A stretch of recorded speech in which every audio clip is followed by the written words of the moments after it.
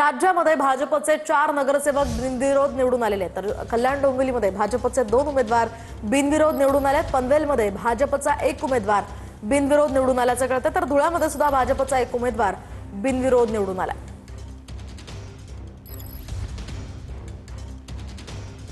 राज्यात भाजपनं महापालिका निवडणुकीत खातं उघडलंय, तर निकालाआधीच भाजपचे 2 उमेदवार विजयी झाल्याचं कळतंय।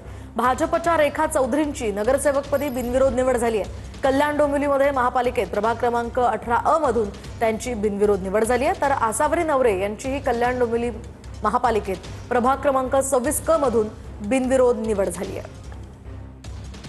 खरंच हा ईश्वरीय विजय आहे आणि हिंदुत्वाचा विजय आहे। आताच मला मीडियाच्या माध्यमातून माहिती मिळाली की माझा बिनविरोध विजय झालेला आहे।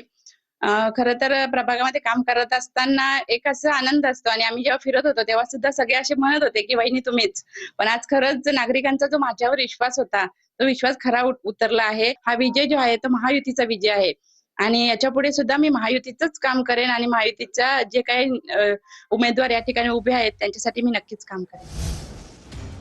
आता बातमी पनवेलमधून। पनवेल मनपात सुद्धा भाजपच्या नगरसेवकाची बिनविरोध निवड झाली आहे। नितीन पाटलांची नगरसेवकपदी बिनविरोध निवड झाली आहे। प्रभाग क्रमांक 18 ब मधून नितीन पाटील हे बिनविरोध निवडून आले।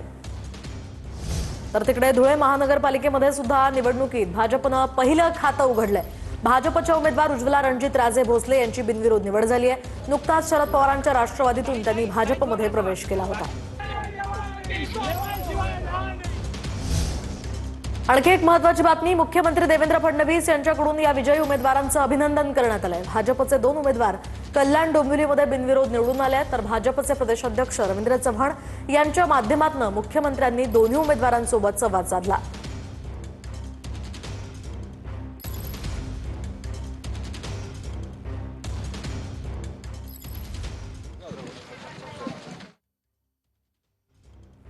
तर आपण पाहतोय रवींद्र चव्हाण यांनी विजय उमेदवारांचं अभिनंदन केलेलं आहे।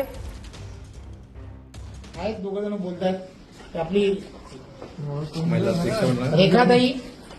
रेखाताई आपली विश्व हिंदू परिषद बजरंग दलाची कार्यकर्ती आणि आपली महिला आघाडीची अध्यक्ष होती, बिनविरोध झाली।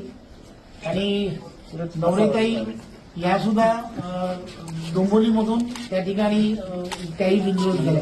त्या संघाचं घर नवरे पूर्ण फॅमिली सगळ्या दोन्हीच्या दोन्ही या बिनविरोध झाला।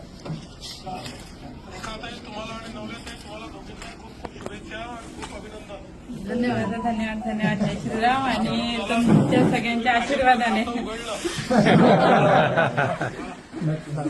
जय श्रीराम जय श्रीराम।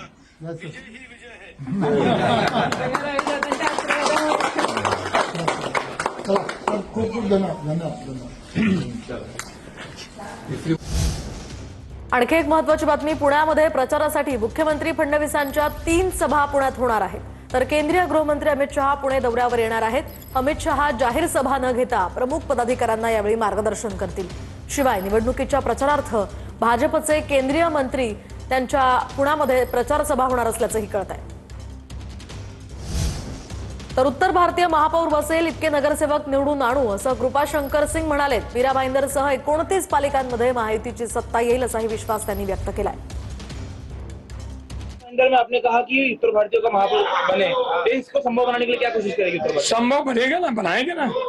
हम इतना नगर सेवक चुन देंगे कि उत्तर भारतीय समाज का महापौर बनेगा। हम इतना नगर सेवक चुन देंगे कि उत्तर भारतीय समाज का महापौर बनेगा। तर दुसरीकडे मुंबईचा विकास करण्याचं भाजपचं लक्ष असल्याचं सोमय्या यांनी म्हटलंय। उद्धव ठाकरेंचं मुस्लिम मराठी युतीचं कारस्थान मुंबईकर यशस्वी होऊ देणार नाही अशी ही टीका त्यांनी उद्धव ठाकरेंवर केली आहे।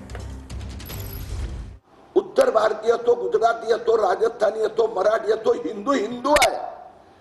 आणि उद्धव ठाकरे महापौर नाही, महापालिकेतला माफिया कॉन्ट्रॅक्टरवर त्यांचं नेतृत्व पाहिजे। भारतीय जनता पक्षाचं लक्ष आहे की मुंबईचा विकास करायचा आहे।